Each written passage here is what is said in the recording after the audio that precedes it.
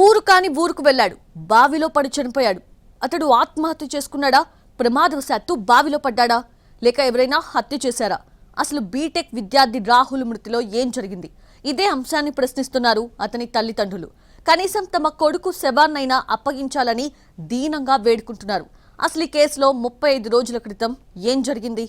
ఐలాపూర్ గ్రామానికి చెందిన అంకం రాహుల్ హైదరాబాద్లోని మాతృశ్రీ ఇంజనీరింగ్ కళాశాలలో బీటెక్ 3వ సంవత్సరం చదువుతున్నాడు. ఈ ఏడాది మే 27న స్నేహితులతో కలిసి టూర్కి వెళ్తున్నానని ఇంట్లో చెప్పి బయలుదేరాడు. కాచిగూడ రైల్వే స్టేషన్లో సీసీటీవీ కెమెరాల్లో కనిపించిన రాహుల్ అనంతరం సికింద్రాబాద్ నుంచి శబరి ఎక్స్ప్రెస్లో ఆంధ్రప్రదేశ్కు వెళ్లినట్లు గుర్తించారు.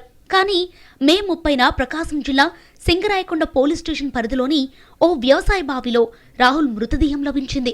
గుర్తు తెలియని మృతదేహంగా అక్కడి పోలీసులు కేసు నమోదు చేశారు. అనంతరం విచారణ చేపట్టారు. ఇదే సమయంలో తెలంగాణలో కుటుంబ సభ్యులు మిస్సింగ్ ఫిర్యాదు చేయడంతో దర్యాప్తులో అది రాహుల్ మృతదేహమేనని నిర్ధారణకు వచ్చినట్లు సమాచారం.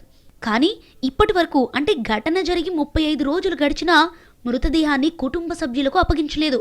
దీంతో రాహుల్ తల్లిదండ్రులు తీవ్ర ఆవేదన వ్యక్తం చేస్తున్నారు. మొదట మృతదేహాన్ని ఖననం చేసిన పోలీసులు, విద్యార్థి సంఘాలు, కుల సంఘాల ఆందోళనల నేపథ్యంలో విచారణను మళ్లీ ప్రారంభించారు. ఖననం చేసే సమయంలో భద్రపరిచిన తొడ ఎముకను డిఎన్ఏ పరీక్షకు పంపగా వారం క్రితం అది తల్లిదండ్రుల డిఎన్ఏతో సరిపోలినట్లు అధికారులు తెలిపారు.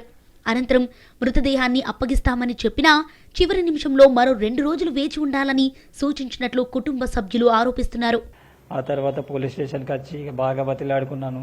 ఇట్లా మా బాబుదే ఈ శవము, మా బాబు శవాన్ని ఇట్లా తీసి ఇవ్వండి అని అంటే అతను దానికి నిరాకరించారు. మా ప్రాసెస్ ప్రకారం మేము పోవాలని, మీరు వెళ్ళి ఆ డిఎన్ఏ ల్యాబు వాళ్ళ అమ్మని తీసుకెళ్ళి డిఎన్ఏ పరీక్ష చేయించుకోవాలి, ఒకవేళ అవి 2 మ్యాచ్ అయితే అప్పుడు అది మీ బాబే అని తేల్చి చెప్పారు, డిఎన్ఏలో తేల్చి చెప్పారు. ఇక ఆ తర్వాత శవాన్ని ఇస్తాము రాన్రి అని చెప్పారు. అయితే అక్కడి పోస్ట్ మార్టం రిపోర్టు మాకు ఎందుకు నమ్మబుద్ధి అయితే లేదు. అందుకే మేము ఇట్లా ఇప్పుడు హైకోర్టులో కేసేసి తమ కొడుకు తిరిగి బ్రతికి వస్తాడనే ఆశ ఎప్పుడో చనిపోయిందంటోంది తల్లి. కనీసం అతని ముఖం చూసుకునే అవకాశమైనా కల్పించాలని కోరుతోంది. రాహుల్ అంత దూరం ఎందుకు వెళ్లాడు? బావిలో పడిపోవడానికి కారణమేమిటి? అది ఆత్మహత్య, ప్రమాదమా లేక హత్య అనే అంశాలపై సమగ్ర దర్యాప్తు జరిపి నిజాలు వెలికి తీయాలని తల్లి డిమాండ్ చేస్తున్నారు.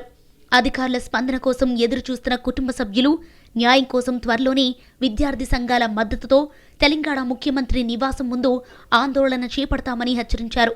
ఈ ఘటనపై ఆంధ్రప్రదేశ్, తెలంగాణ పోలీసుల సమన్వయంతో వేగంగా దర్యాప్తు పూర్తి చేసి బాధిత కుటుంబానికి న్యాయం చేయాలని పలువురు కోరుతున్నారు.